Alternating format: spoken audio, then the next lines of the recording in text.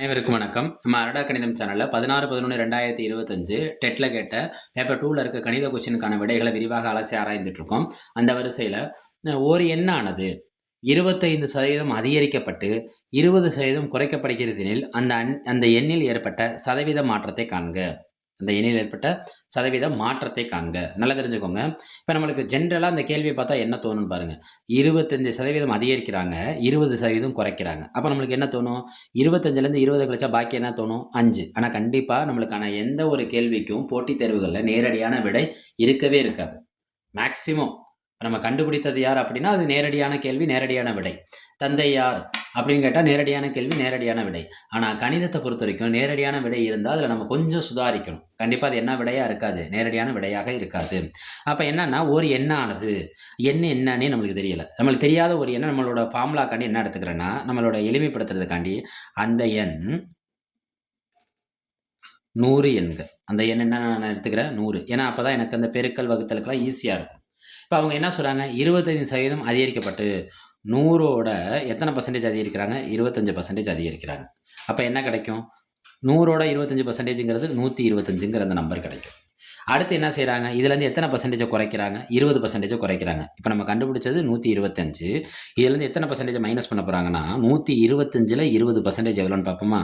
அப்போ 125 20/100 20/100.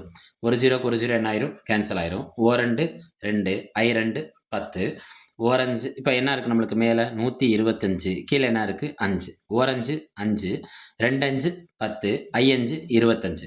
அப்போ 125ல் 20% எந்த நம்பரை குறிக்கும்னா 125இன் 20% யாருன்னா 25.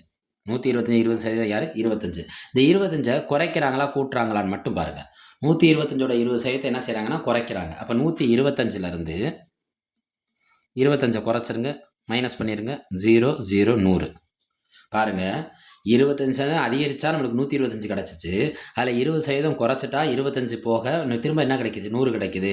அப்போ இந்த எண்ணில் ஏற்பட்ட சதவீத மாற்றங்கிறது ஏதாவது மாறி இருக்கா? நம்ம எடுத்திருக்க அதே எண் தான் இங்கே விடையாகவும் திரும்ப கிடச்சிருக்கு. அப்போ சதவீதத்தில் என்ன கிடையாது? மாற்றம் இல்லை. மாற்றம் இல்லை. அதான் இதுக்கான விடை. அடுத்து பாருங்கள், கொஸ்டின் நம்பர் 2 × 10⁻⁻4ஓட திட்ட வடிவம். 10⁻⁻4ஓட திட்ட வடிவம். என்றைக்குமே 10 ப்ளஸில் இருந்தால் அந்த நம்பருக்கு அடுத்து அனைத்து ஜீரோவையும் போடணும். இப்போ ஒரு எக்ஸாம்பிள் மட்டும் சொல்லி கொடுத்துறேன். 2⁻10⁴ 2⁻10⁴ இது அறிவியல் குறியீடுன்னு சொல்லுவாங்க. அறிவியல் குறியீட்டு முறை. அந்த 2 அப்படியே போட்டுடணும். 0க்கு 10 மேலே எத்தனை இருக்குது? 4 இருக்கா? இங்கே இருக்க 0வை 4 தடவை எழுதணும். இது ஆனால் இங்கே கேள்வியில் என்ன கொடுத்துருக்காங்கன்னா 2ஓட அடுக்கு 10⁻−4ன்னு கொடுத்துருக்காங்க. -4னா இப்போ +4னா இதில் இருக்க என்ன அடுக்கில் இருக்கோ அத்தனை ஜீரோவும் போட்டோம். ஆனால் -4னா அத்தனை ஜீரோ போடக்கூடாது. அதில் ஒரு ஜீரோவை குறைச்சிக்கோங்க. எத்தனை ஜீரோ வரும்? 3 ஜீரோ வரும். இப்போ இங்கே இருக்க ஜீரோவுக்கு முன்னாடி நம்பர் வந்துருச்சு, இது ப்ளஸில் இருந்ததுனால. இப்போ பவரில் என்ன இருக்குது? மைனஸில் இருக்குன்னா இங்கே இருக்க ஜீரோவுக்கு பின்னாடி நம்பர் வந்துடும். இங்கே இருக்க ஜீரோவுக்கு பின்னாடி நம்பர் வந்துடும். அப்போ இதுக்கு முன்னாடி என்ன வச்சிடணும்? நம்ம புள்ளி வச்சிடணும். புள்ளி வச்சா முன்னாடி ஒரு ஜீரோ சேர்த்து பார்த்தீங்கன்னா 0.0002. மறுபடியும் சொல்கிறேன், அடுக்கு பாசிட்டிவாக இருந்துச்சுன்னா அத்தனை ஜீரோவையும் அந்த அடுக்கில் என்ன நம்பர் இருக்கோ அத்தனை ஜீரோவையும் சேர்க்கணும், எந்த ஜீரோவையும் குறைக்கக்கூடாது. நான் அடுக்கு நெகட்டிவில் இருக்குன்னா அடுக்கில் இருக்க எண்களை குறைச்சிடணும். 4ன்னு இருந்துச்சுன்னா 3 ஜீரோ தான் எழுதணும். ஆனால் அந்த ஜீரோவை எண்களுக்கு பின்னாடி எழுதக்கூடாது, எண்களுக்கு எங்கே எழுதணும்? முன்னாடி எழுதுனா இதுதான் அறிவியல் குறியீட்டு திட்ட வடிவம். ரைட்டா? நன்றி.